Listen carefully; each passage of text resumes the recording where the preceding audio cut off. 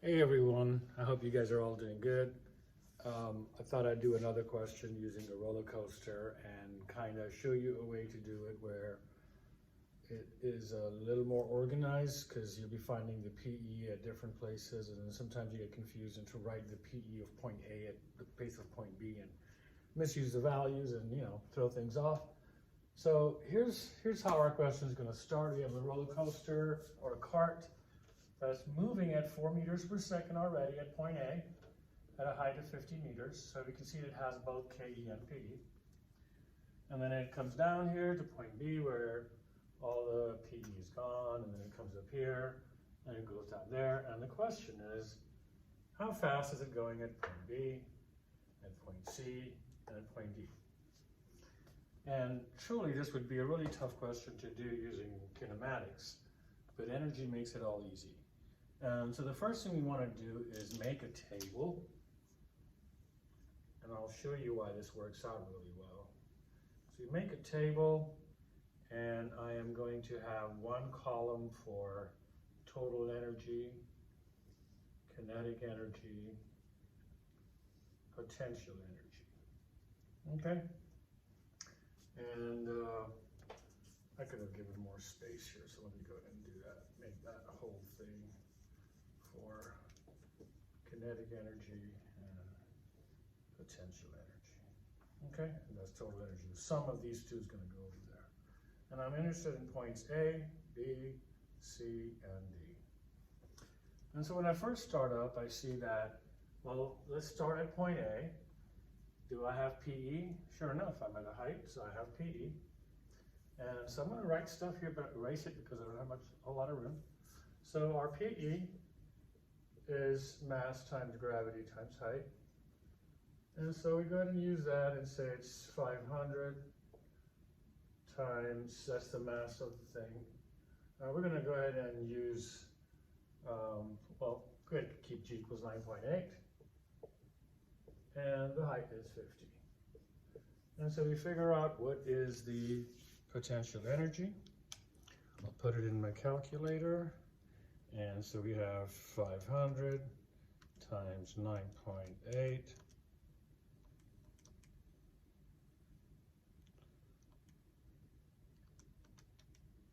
times 50. And we get 245,000 joules. So I have 245,000 joules up here. What about my kinetic energy? Well, that would be 1/2 mv squared. Kinetic energy is 1/2 mv squared, so it'd be 0.5 times 500 times 4 squared. So that's 16.8 times 500 to be 4,000 joules.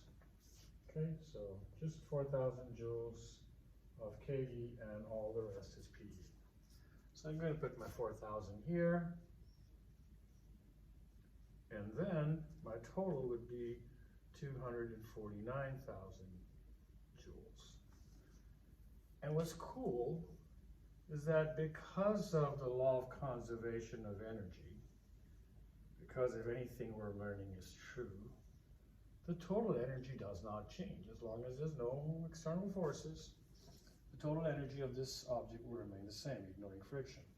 So assuming it smoothly goes around, just exchanging energies, and so this number should not change. So this should be 249,000 all the way. Does that make total sense? Because total energy is changing from kinetic to potential, potential to kinetic, but the total remains the same. And so there we go. You just kind of can fill that part of the table from the get-go. Okay, well, let's look at part B now. At point B, what's my PE? Well, my height's 0, and PE depends on height. So if mg times 0 is going to be 0, so this is going to be 0. That means all my energy must be kinetic. I must have 249,000 joules of kinetic energy. And because these two numbers always have to add up to give you that one. AE plus KE equals the total energy. You could even call this mechanical energy because that's how we defined it as well. And so there's my KE. I'm going to put another column up here for velocities because we're looking for the velocity at these points as well, as we want to know how fast it's going at any of those 3 points.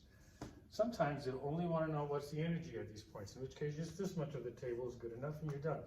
If they ask for velocity, you go ahead and do that. And this way you can see everything remains organized. Let's look at point C. Point C, again, it's really hard to look at it and see how much kinetic energy it has or how fast it's going, but it's easy to determine the potential energy because that's just right there. So the potential energy at point C is just going to be 500 mass times gravity, which is 9.8, times the height, which is 30. Okay, again, that's all I'm doing, using these 2 equations. And so if I were to find the potential energy at that point, it would be 500 times 9.8 times 30, and that gives me 147,000 joules. So I have 147,000 here, which means I must have that 102,000. That would give me 249,000. So yeah, that tells me how much kinetic energy I have at point B. That tells me how much kinetic energy I have at point C. It's just a difference between the total energy and the potential energy. And then finally, point D, I'm just going to figure all these out first. D is the same thing except for it's 500 times 9.8 times 20. And that gives me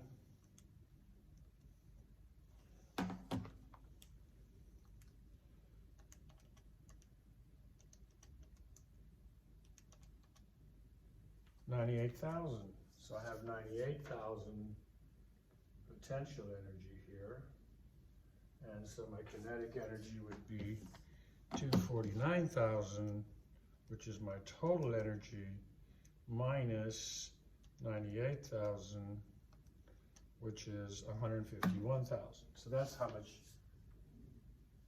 kinetic energy I have. And so again, once we have kinetic energy, it's really easy to find the velocity simply using this equation here.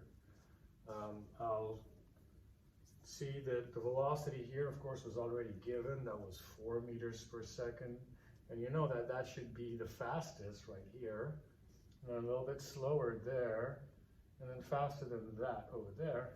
And so your numbers should work out too. We'll go ahead and put units up here so we don't need to put it everywhere. Okay. So now in this case where it's going the fastest, let's see how fast that is. So we know that 249,000 must equal 1/2 mv squared, or 249,000 is equal to 0.5 times 500 times v squared. That is 250. V squared is equal to 249,000. Divide both sides by 250. And that gives me V squared is equal to 249,000 divided by 250. And now I'm going to reach out for my calculator again.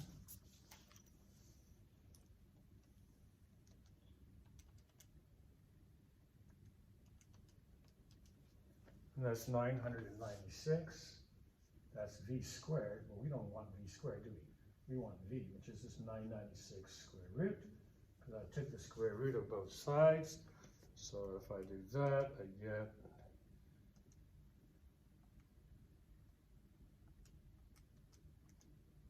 (31.5) or 31.6 meters per second. Going at 31.6 meters per second when it gets down there. How about at point C? And again, any point here, you can just pause the video, you work it out, try to get to how fast he's doing at point C, and then see if we get the same answer. Okay, I'll move along and do it. So at point C, the total kinetic energy is 102,000, so the same thing again, 102,000 is equal to 1/2 mv squared. And so I would have 102,000 is equal to 0.5 times 500 times v squared, so that's again 250, v squared equals 102,000. I'll move out of the way so you can see that. And then I'll divide both sides by 250, and so 102,000 divided by 250 is equal to 408. So v squared equals 408. What I did was I divided both sides by 250. Okay, that canceled. And so v would equal the square root of 408. And that should be about 20 point something.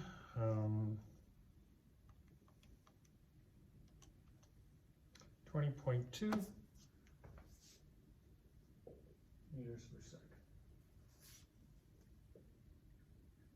And again, you do the same thing here to find the velocity at point D. Now again, you can pause the video and not your track. I'll do it here.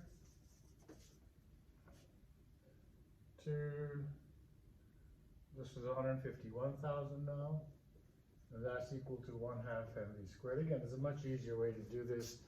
What I would like to do is solve this one as 2ke over m square root is equal to v. You do that once, you just kind of manipulate, multiply both sides by 2, divide by m, take the square root, and then you use that formula to just figure out each time. I'm just going to do that once to show you how you can do that. So that'd be 2 times the kinetic energy, which is 151,000, divided by the mass, which is 500, and square root the whole thing. And that's just another way of doing it.